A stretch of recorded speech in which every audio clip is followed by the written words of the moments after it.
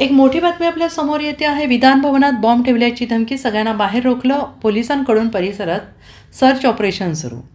मुंबई विधान भवन कार्यालयाच्या अधिकृत साईटवर अज्ञात व्यक्तीकडून विधान भवन सभा बॉम्बने उडवून देण्याच्या धमकीचा ईमेल पाठवल्याने एकच खळबळ उडाली। धमकीचा ईमेल आल्यानंतर पोलिसांनी विधान भवन परिसरात सर्च ऑपरेशन सुरू केलं आहे। सध्या विधान भवनातील कर्मचाऱ्यांना बाहेर रोखण्यात आलेलं आहे। सर्च ऑपरेशन होईपर्यंत कोणालाही आज सोडलं जाणार नाही असं पोलिसांकडून सांगण्यात आलं।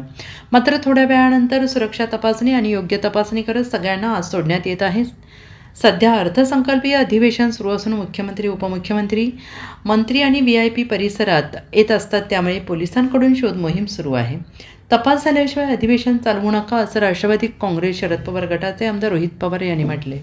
फक्त भीती दाखवण्यासाठी धमकी दिली जाते की यामागे काही आहे हे तपासलं पाहिजे। एकीकडे फारुख अब्दुल्ला यांना मारण्याचा कट होतोय, दुसरीकडे महाराष्ट्रात बॉम्बची धमकी दिली जाते, त्यामुळे या प्रकरणाचा संपूर्ण तपास केला पाहिजे असं रोहित पवार यांनी म्हटलं आहे।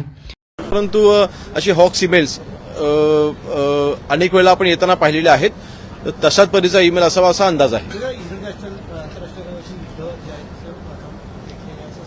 मिसाईलद्वारे उडवण्याची धमकी येणं याला काही आंतरराष्ट्रीय रेफरन्सेस असू शकतात का, जरी खोडसाळपणा म्हटलं?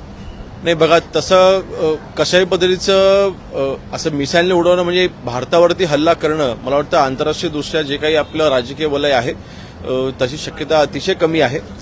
आज जे काही युद्ध चालू आहे ते मिडल ईस्टमध्ये युद्ध चालू आहे, अशा वेळेस हा ईमेल जो आलेला आहे त्याचा युद्धाशी संपर्क जोडणं ही करायची चुकीचं राहील।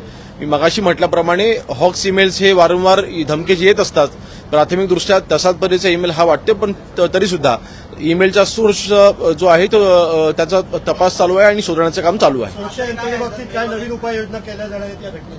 नाही, ऑलरेडी आपण विधिमंडळ असेल किंवा मुंबईमधली जी काही महत्वाची ठिकाणं असतात त्याचा सुरक्षेच्या बाबतीमध्ये वारंवार आढावा हा घेतला जात असतो मुंबई पोलिसांच्याकडनं, आणि सगळ्याच ठिकाणी आपण ज्या काही ठिकाणांचा त्याच्यामध्ये उल्लेख आहे त्या सगळ्या ठिकाणच्या सुरक्षिततेच्या बाबतीमध्ये वेळोवेळी आढावा हा घेतला जात असतो।